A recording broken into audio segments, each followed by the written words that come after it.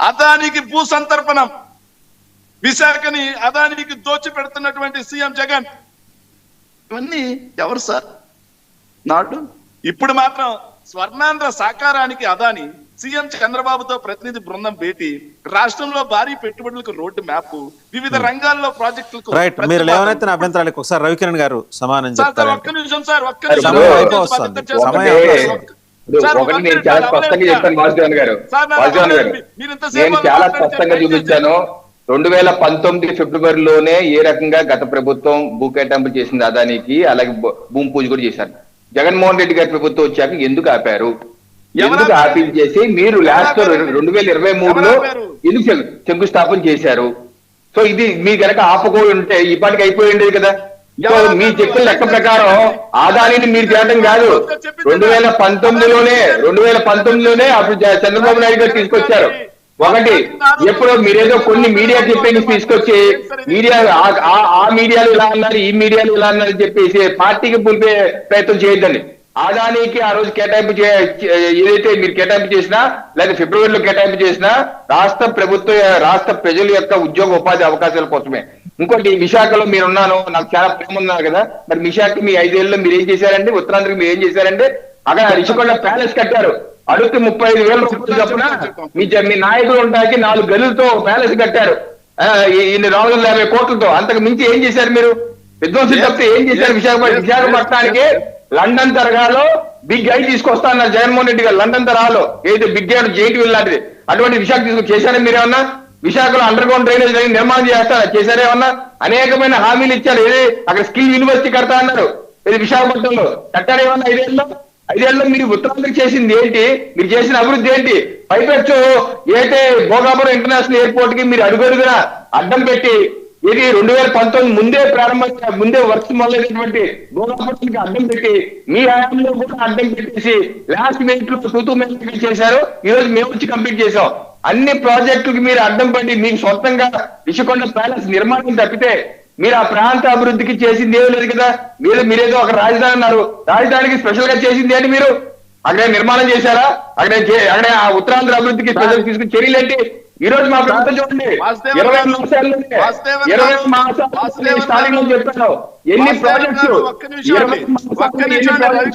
అరిసినల్ మెట్టల్ నుంచి ఇది railway zone కి 5 ఏళ్ళ 50 కేంద్ర ప్రభుత్వానికి, రైల్వే జోన్ కి 5 ఏళ్ళు.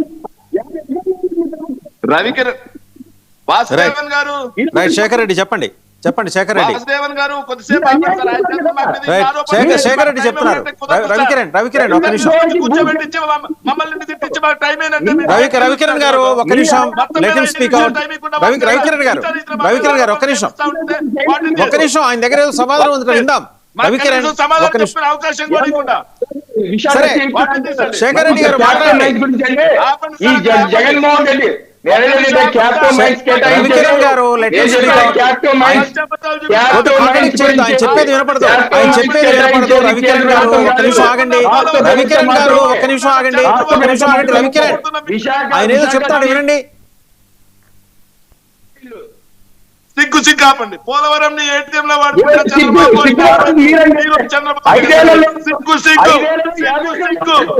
సిగ్గు మీకు ఒక విధానం,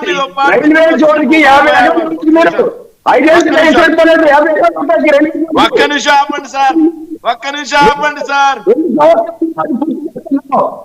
ఒక నిమిషం ఆపుతారా లేదా అతన్ని? ఈ రోజు జూన్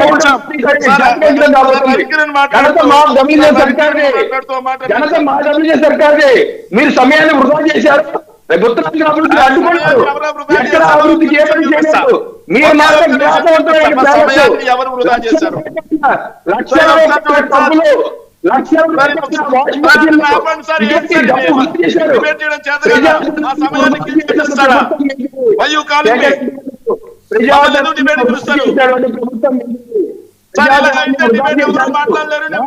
మాట్లాడుతూ కూర్చునేవాడిని. ఈ రకంగా వృధా చేసి మీరేం చెప్పండి, నాకు అర్థం కాదు. విశాఖపట్నం అభివృద్ధికి మీరు చేసింది ఏమీ లేదు. కనీసం ఒక పరిశ్రమ ఏది బిగ్ లండన్ బిగ్ కానీ లేదా స్కిల్ యూనివర్సిటీ కానీ ఎన్ని తీసుకొస్తారు? ఏది చేయకుండా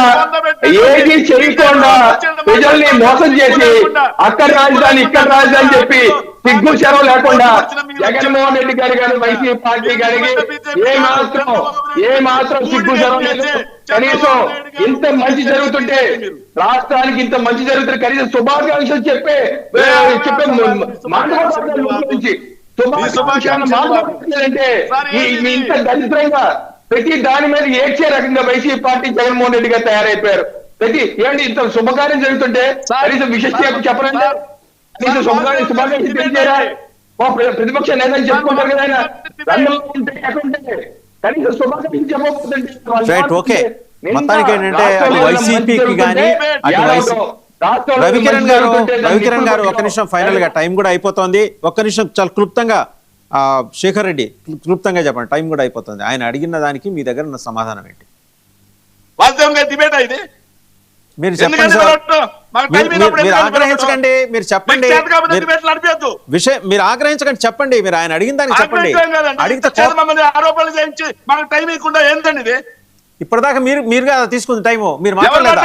మీరు మాట్లాడేప్పుడు అడ్డు రాలేదే, మీరు మాట్లాడేప్పుడు అడ్డు రాలేదే, మీరు మాట్లాడేప్పుడు వాళ్ళు అడ్డు రాలేదు, మీరు అడిగిన దానికి ఆయన ఏదో చెబుతున్నారు. మీరు చెప్పండి, మీరు చెప్పండి ఆయన అడిగిన దాన్ని మీరు చెప్పండి. సార్ రెన్యూ పవర్ పారిపోయిందని చెప్పి పచ్చి అబద్ధాలు మాట్లాడారు ఈ బీజేపీ ప్రభుత్వం. రెన్యూ పవర్ పారిపోయిందా? రెన్యూ పవర్ తెచ్చిందే డేటెడ్ 26/2023 TOMS నెంబర్ 15 తప్పుడు కోతలు